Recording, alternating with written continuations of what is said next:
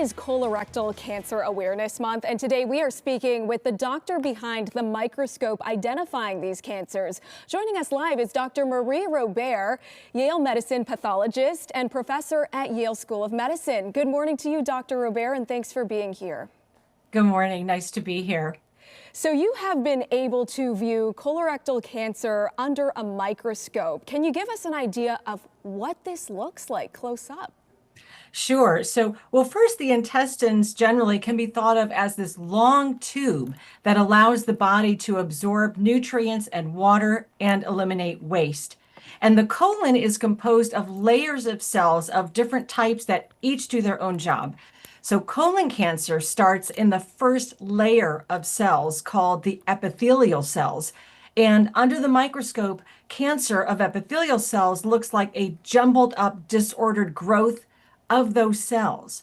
A good analogy is to think about a well-tended flower garden where every plant is spaced in an orderly fashion.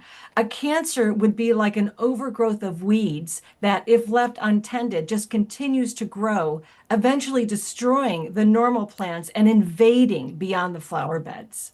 I love that analogy that you've used. I think it really breaks it down nicely and gives us a good perspective of what you are specifically looking for. Let's talk about the point of colonoscopy screenings compared to other types of tests. Can you lay out the difference for us there? Sure, it's such an important question today. The first thing to say is that colonoscopy is still considered the gold standard and preferred method for colorectal cancer screening because it's the only method that can both detect the smallest of early precancer growths called polyps and existing cancers that may be there.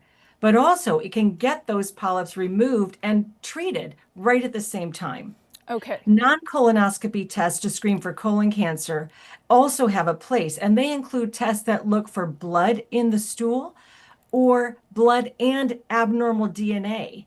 One of those tests is called Cologuard that one sees on the commercials and advertised. And these are tests that test both for blood and DNA mutations that might indicate a cancer or polyp is there. These non-colonoscopy tests may be best suited for people at a low or average risk of colon cancer who, for some reason or another, want to avoid colonoscopy right now. Their sensitivity is not quite the same as colonoscopy, and a positive result from any of those tests would then trigger a colonoscopy.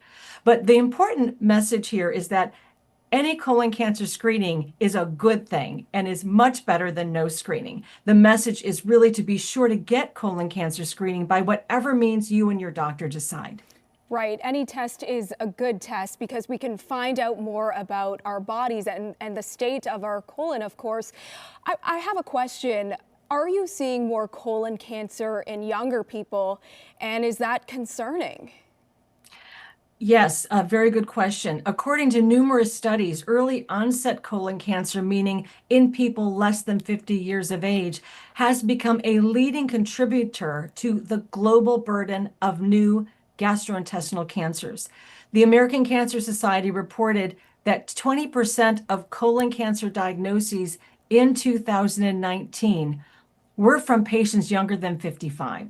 So this is why, one of the reasons why screening for colon cancer is now recommended no longer at age 50, which it used to be, but at age 45. The rise of early colon cancer is likely driven, this is, we don't know for sure, but it's likely driven by a combination of lifestyle and environmental factors. These would include the usual suspects like high intake of ultra-processed foods and processed meats, low fiber diet, obesity, sedentary, alcohol, and smoking. But I would say the most important thing for young people to keep in mind in all this is to tell your doctor if you have a change in your bowel habits or any rectal bleeding. Okay, fantastic information there. That is a concerning trend, but thank you for coming on the show and breaking all of this down for us. We really appreciate your time. That is Dr. Marie Robert. Thank you.